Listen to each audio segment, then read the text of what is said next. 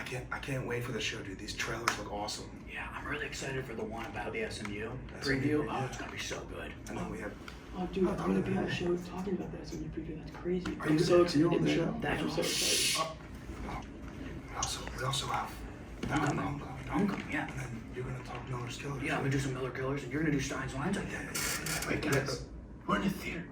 We're supposed to be in the studio. Okay, Let's go. All right. Well, first, let's take a timeout.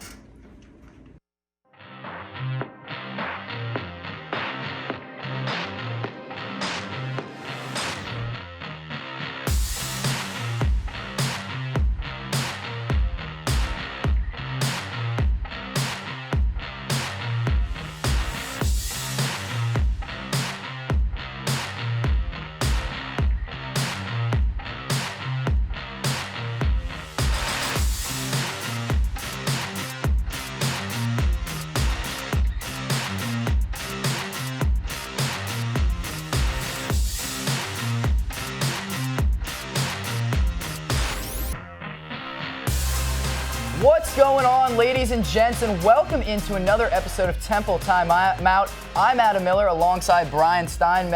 Brian, how are you doing on this brisk Friday? Brisk Friday is exactly right, Adam. I love this October weather, man.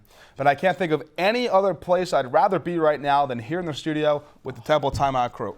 Actually, you know what? There is one place I'd rather think I might want to be. Believe it or not, Dallas, Texas. Oh. Philadelphia football is invading Dallas this weekend. First, there's Temple's game against number 19 SMU on Saturday, which is our primary focus because this is a Temple sports show. Yeah. And the Eagles will be in town to take on the Cowboys for Sunday Night Football for first place in the NFC East. But as I said, first and foremost, the Owls will try to add a blemish to their opponent's record for the second straight week. Brian, as much as it hurts that there's somewhere else in this big, big world than you'd rather be than right here with me, I mean, I get it. Yeah. Between the Eagles and the Owls, there can't be any other way that Texas is more Philly. But we are a Temple program, so let's focus on our boys in the cherry and white. For the second straight week in a row, Temple will be playing a ranked team. Stein, how do you feel about the game? You know, not too bad. Temple just seems to play better against ranked opponents, and we've seen them play up to their competition, and we've seen them play down to their competition. But for the Owls to have a chance, they need to slow down that quarterback. Yeah, they definitely do. You're not wrong about that. SMU quarterback Shane Buechele has been on a tear since transferring from Texas. He currently ranks top 30 in the nation in passing yards, passing touchdowns, and completion percentage. Brian, forget about the stats, man. But yeah, forget about the stats. Let's talk about winning, because that's all the man does. He is 6-0 since arriving at SMU, and he's looking to add number 7 against the Owls. There he is. But as confident as we are in our opinions, it's always good to get another opinion on all things Temple football. So we're welcoming in the Temple News' Donovan Hugel to the studio to talk about the game. Donovan, how are you? I'm good, boys. Thanks for having me. I'm very excited. You know, Donovan, we're just going to get right into it. I know you've covered the Temple football team a lot and are an expert on them. So tell me what you think about their chances going into this game against SMU. Yeah, Adam, as close as the Memphis game was, I think this one is going to be closer. You know, obviously, Temple has a chance to pull out a win here, but a performance like the one they gave at East Carolina a few weeks ago is not going to cut it. SMU hasn't seen a defense like Temple's yet this year. It could, but this one could really go either way. But I'm going very close. Temple 31, SMU 30. I can't get much closer than that. That's a real bold prediction. Now, so how do you think Rod Carey will be able to try and slow down Buechele? Yeah, I don't think it's actually as much about Rod Carey as it is about Temple defensive coordinator Jeff Knowles. Knowles really needs to switch up his looks on defense in order to keep the SMU offense guessing. Not only are they led by Buechele, but wide receiver James Prochet and running back Xavier Jones are having big seasons as well. Prochet leads the American with 45 receptions for 529 yards and 7 touchdowns, and Jones is averaging close to 110 yards a game. Temple defense really needs to keep them guessing in order to slow them down. Now, you just listed a bunch of specific things about Memphis. Is there any specific things about Temple that you're going to be looking for in this game? Yeah, offensively, I'm looking to see if backup quarterback Todd Centeio gets more looks than he has in the past few weeks. For those that don't know, Centeio is a dual-threat quarterback. He can get out of the pocket, he can run downfield. And SMU gave up 37 points in their bye week, week before their bye week, to a Tulsa team that is 2-4 on this year. And on the season, they're giving up a little more than 28 points a game. With Centeio moving around in the pocket, when Anthony Russo comes back in, it could open up the downfield space, and it could expose the SMU defense a little more. And you mentioned exposing. How about some exposure for the team as a whole? Do you think Temple will get ranked if they beat SMU? Yeah, definitely. They're already ranked in the coaches poll 25th in the country, but in the AP poll, they're not ranked at all. If they win on Saturday, they'll definitely be ranked in both, and I would say probably 20th in the country. Now, Donovan, a little birdie told me that you're good luck for this Temple team. Yep. They're undefeated when you have covered the Correct. game, right? Yeah. Are you going to be going down to Texas? Unfortunately, I will not be flying down to Texas for this game, but man. it is true in the 4 games that I've covered, Temple is 4-0. 3 of those games against ranked opponents. But, not trying to jinx anything, but who knows? Oh, we'll have to get you some more media credentials and get you to more games. Yeah, get into a bowl game. Help us out a little bit, right? Of course, of course. All right, well, great stuff as always. Donovan, thank you so much. Thanks for coming on the show. Back again from last week is the segment Miller's Killers, where Adam is going to be talking about which Temple athlete has been killing it recently. Adam, who do you got? Let me tell you, Stein, I have been waiting to add this player to Miller's Killers, but I needed to wait for a breakout game, and he finally delivered. Brandon Mack, or should I say Brandon Moss, is this week's Miller's Killer. Listen, at 6'4", he can moss and will moss anyone, and that's exactly what he was doing against this past game against Memphis.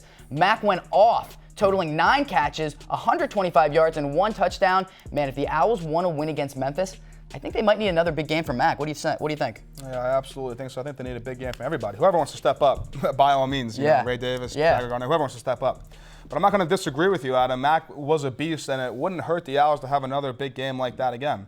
But speaking of last game, it was homecoming. Yeah, right? It was. And as you know, homecoming is that 1 week a year where Temple alumni and current students come together to celebrate the team. And Adam, you were actually right in the middle of this special day, yeah? Oh, yeah, and I won't lie, Stein. Homecoming was a lot of fun, but it did cost me a pretty penny. Let's bring you back now. When people think about homecoming, they usually associate it with a big party. From the ride over to the tailgate, the entire event feels like a party that never stops. Well, unless it gets too rowdy. But believe it or not, homecoming is much, much more than that. I mean, you just say, go Owls to somebody and, you're automatically friends. It's great. T for Temple U, you do that little chant. Oh, absolutely. Here we go. Love to see all the old heads show up, all the alumni coming around, hanging out with the current students. It's a great environment. Everybody's here having a good time. I love to see it. Whether you're an alumni or you're a current student, Temple community runs deep, and they might even help you out with some food, too. Even more than a community, Temple is a family. And as you walk through the sea of tailgates and watch Owls, both young and old, come together to support their team, that family feel is everywhere. Reporting for Temple Update, I'm Adam Miller. Like I said, Stein, homecoming was a lot of fun, but it cost me all my money. So I'm hoping that you can come back, bounce back from Stein's lines, and help me win some more. Listen, I'm hoping I can bounce back as well. As promised, after my 1 week hiatus, I am back with your weekly lines for the AAC matchups over the weekend. And if you take my advice this week and you do poorly, I just don't know what to tell you. You've seen my track record, I'm sorry. But let's just dive into some games this weekend and we'll tell you what we've got here. Temple at number 19, SMU. Now, I love Temple on this. I said it earlier. I think they'll win in a close game. Over under 59. And let me just break it down for you right now. You see every over under on that graphic. Just take them all. Take all the overs. Oh, wow. Why's that? Because life is too short to bet the under. You're going to be sitting at home. Someone's going to score a garbage time touchdown, and I'm going to get the slack for it because you bet the under. Go over in all the games here. So I said Temple. They're plus 7.5. Temple's going to cover there. Tulane at Memphis. Listen, people are sleeping on the green wave. I'm not. I'm riding the green wave because I think they're a lot better than people give them credit for. Yeah. Memphis coming off that tough loss against Temple last weekend, and I think Tulane will be able to catch them back on their heels. Yeah. ECU at UCF. UCF's minus 33.5, and that's a big number. And earlier in the season, UCF had a very big spread again, and they didn't cover that. So in most of their wins against good opponents, they didn't really blow them out. So I think ECU is better than what people think they are. I know Temple barely got by. Temple beat them fairly easily in their matchup with them, but I think ECU will be able to at least cover 33.5. And finally, Tulsa at number 21, Cincinnati. Minus 17, Cincinnati is. And I'm going to go Tulsa here. And as you see, I took every over, and I'm taking every away team. So we're really going to see how I do here. And honestly, people, please always remember to bet responsibly, and we'll see how I do this week. Stein just gave out a lot of predictions, and I don't know how I feel about any of them. But do you have any predictions for today for the game that Temple has? Yeah, absolutely. It's a tough one, like I mentioned, especially on the road. But as I mentioned, I like Temple on this one only because, as Donovan said, SMU really hasn't had any real competition yet. So I'm going with the Owls, 31-28. Adam, what about you? You know, I'm going to go with another close one too, Brian. I think I'm going to go Owls 28, SMU 24. Well, only time will tell what happens between the Owls and the Mustangs, and you can find out on Saturday when you watch the game. As for us, we are all out of timeouts for today's show. We sure are. Be sure to follow us on Twitter at @TU_SportsDesk and at our mother station at Temple Update for all the coverage you could possibly want. For everyone here behind the scenes at Temple Timeout, for Donovan Hugel and for Adam Miller, I'm Brian Steinmetz. We will be here same time and place next week. Thank you for watching and enjoy your weekend.